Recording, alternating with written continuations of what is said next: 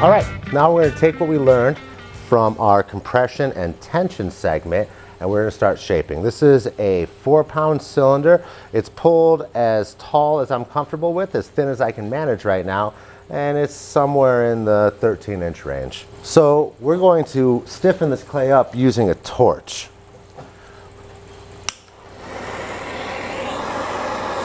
Once we heat this guy up, we're going to want to avoid putting water on it for a while. It'll cause weak spots and kind of be counterproductive to what we're doing. So to get away from that, we're going to avoid the friction of using our fingers by throwing between 2 steel ribs. My favorite for the inside is this egg-shaped rib. I like the outside bottoms with a half hoof, and when I'm finishing out the curve on top, I like to use my kidney.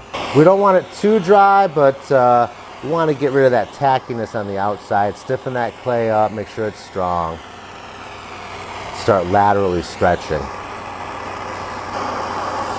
All right, so this is the fire is your friend segment of the video. Got it stiffened up a touch. See, it's no longer dropping water, but it's still pretty flexible. Okay, we're gonna do kind of a classic shaped vase right now. You can see I got a little bit of a kick out here. I'm gonna get rid of that right now so we don't have to deal with it later. A little bit of pre-planning saves you a lot of issues later on. All right, so I'm gonna wet the inside of the rim so it doesn't drag on my arm. And I'm gonna wet the outside of my arm so it doesn't drag on the inside of my rim. These ribs are gonna be orientated pretty much directly across from each other, using the inside to shape, the outside to support.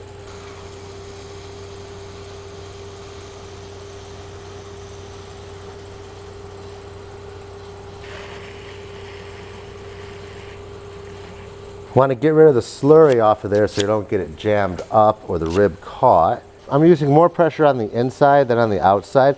So think of the outside rib as just sort of supporting. The inside's doing the work, the outside's just lining it back up. So you see it's getting a little squirrely, but I'm not worried because we can just stiffen that guy back up with a torch. Everybody has their favorite tools for each task. I know it seems silly, but I do like to make my top curve using my kidney. Kind of depress over top of it. Start separating that clay out for our rim later on, our neck later on. All right, so got it nice and thin right now. You can see it's starting to get a little weak. I'm gonna hit it with a fire again. All right, I'm gonna even out that curve using my kidney.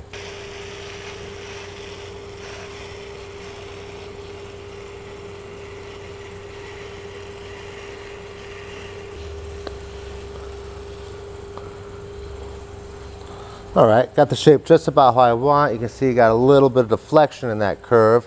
I'm gonna drop back down there and straighten it out.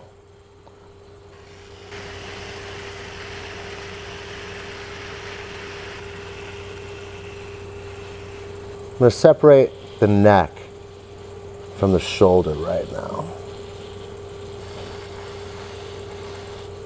All right, so I'm pretty much done with all of my rib work. I'm going to finish off the top of this guy.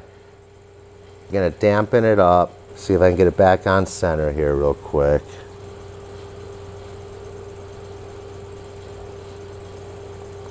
All right, got a little bit of a wobble there. I'm going to go ahead and trim that off.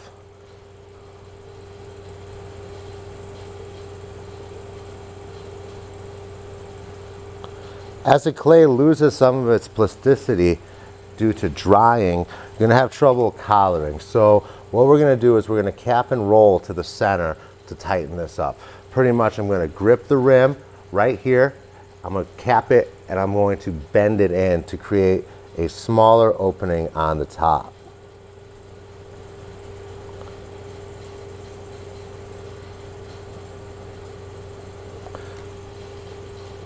Once I get that smaller opening, I can collar to it.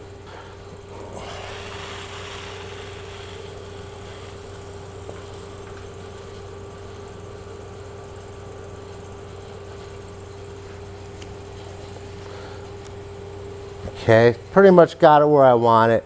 Gonna just add a little flare into the neck.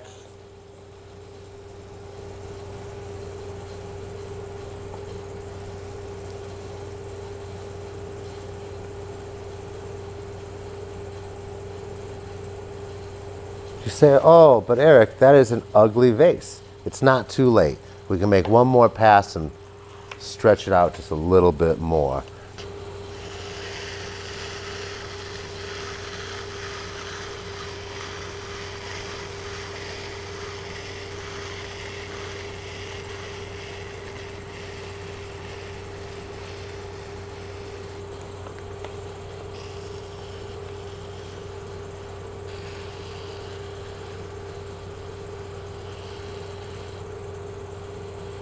Finish the foot out on this guy.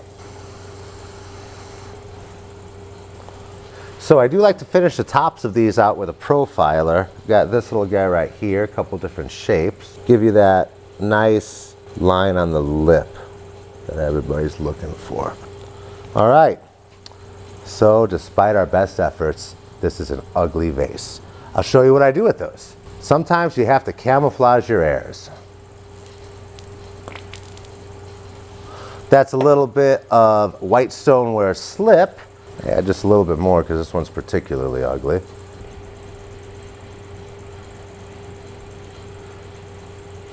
All right, so I feel like I've successfully hidden my shame behind a wall of decorative slip.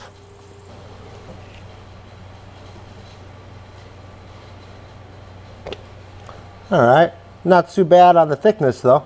Hope everybody enjoyed the video. Hope everybody learned something, but remember, it's just mud.